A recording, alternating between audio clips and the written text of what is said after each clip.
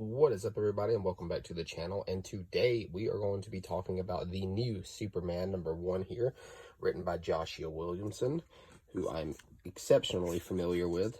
And the artwork is by Jamal Campbell, and I've got to say, the artwork is incredible in this book. So before we actually show off a little more of the art and talk about it, you can see that it's a dual-sided cover here. It's really good. You got Lex Luthor here, Superman there, there's Lois. Man, this book. So I told myself that when Superman gets reset back to issue 1, because I knew it was coming, that I was going to pick up the entire run. At the time, I wasn't paying too much attention to who the writing or who the creative team behind it, but Joshua Williamson, who wrote Robin, is so good. And I actually really enjoyed the Dark Crisis event, and he worked on that. So I was extremely ecstatic. But before we talk about the book, let's go ahead and talk about my plans for today. So tonight, about 8:30, 9 o'clock, we will be doing my first live stream. We will be streaming Batman Arkham Knight. So I hope any of you will feel free to join and watch. It'll be really cool. Tomorrow's video, because there will be a video tomorrow, will be the Bleach box set 3. I'll be showing off the books from the 1000-Year Blood War arc. It's going to be awesome. I can't wait to show you guys. Anyways, guys, let's actually now talk about the reason why I'm making this video. So, Superman #1. Clark is back. He's got his own title again. He's been gone for a while. You know, the previous run was About a Son by Tom Taylor, who I actually read the first hardcover for that. I actually liked it. Maybe I'll make a video on that. But I'm trying to read more Superman. I want to read more Wonder Woman. Obviously, I read a lot of Batman. So, let's talk about this book. So, we get a little flashback scene at the beginning from Clark. I'm not going to go too much into this page. It's cute, though.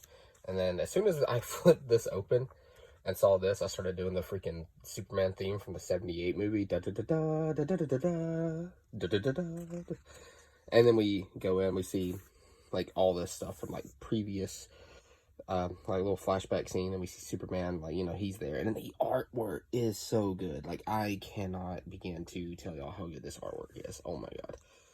So after that, we see that Superman is fighting Livewire, and the whole time that he's fighting her, you seeing Lex Luthor, like, right there watching, and it turns out that Superman is actually hearing Luthor's voice at all times. He's pretty much telling him to, where's it at? Like, he's pretty much telling him, like, right there in the green right there, that's Luthor telling him to, like, break her arm, break her legs or something. That'll slow her down, and then her powers don't work in the water, and Superman's just ignoring him for obvious reasons. I mean, it's Lex Luthor. Then, in the most Superman thing ever, he decides to help with this with this wedding, and it was super wholesome, and it's like the most Superman thing ever, because, you know, the big boy Blue Scout himself. It's a nice change of pace from reading Batman and Spawn, who's always dark and gloomy, and Superman's Superman. So we see that Clark is now working again at the Daily Planet, I believe. Is that what it's called? I don't remember. Too many daily things. Okay, but yeah, it's the Daily Planet. Jimmy Olsen's there, obviously Clark's best friend, and who is the editor-in-chief of the Daily Planet now? Well, it is Lois Lane, and she is smoking, dude. Jesus. But she doesn't want that. She doesn't want the position. She wants to write stories, or else she will eat an intern.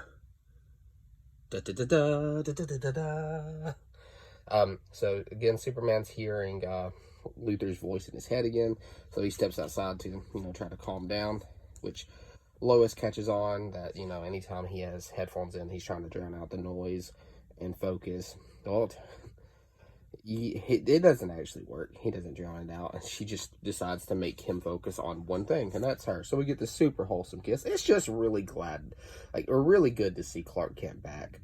It's super good. And then Jimmy's like, do you guys not see the giant swirling tornado over there, over LexCorp right there? Superman goes and looks at it, and it's, oh man, what's that? What's that thing right there? It's nanobites. What are they doing? What are they doing? Oh. So he goes down and meets Mercy, and she says, "Welcome to Supercorp."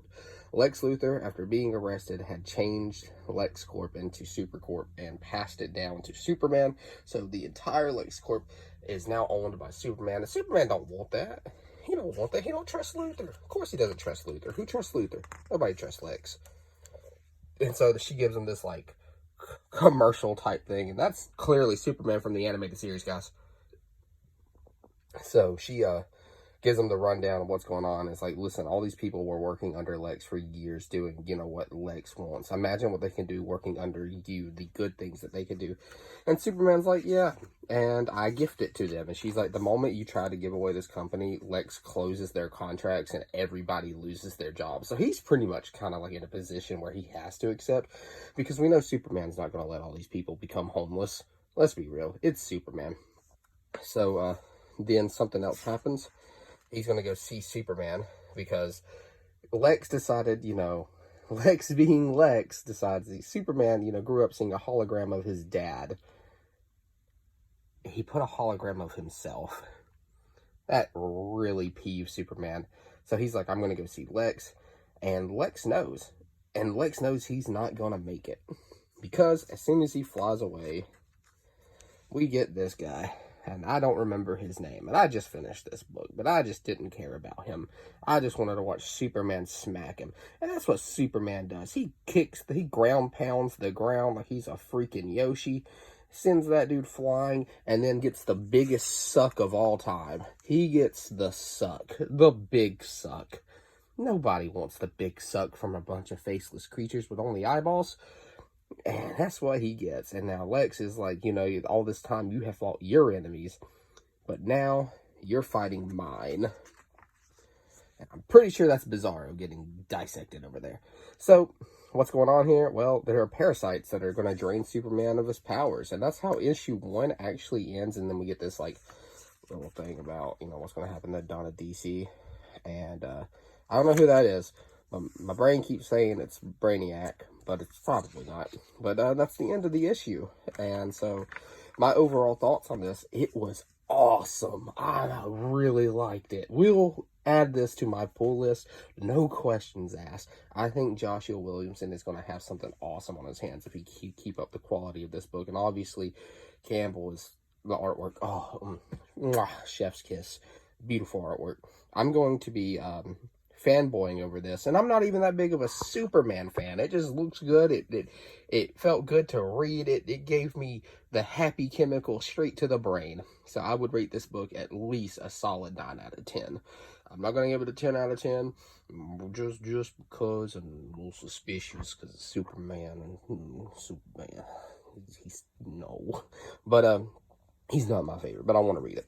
Anyways, guys, I appreciate you watching. Thanks for the support, and hopefully this run will be something to remember. All right, guys. Peace out.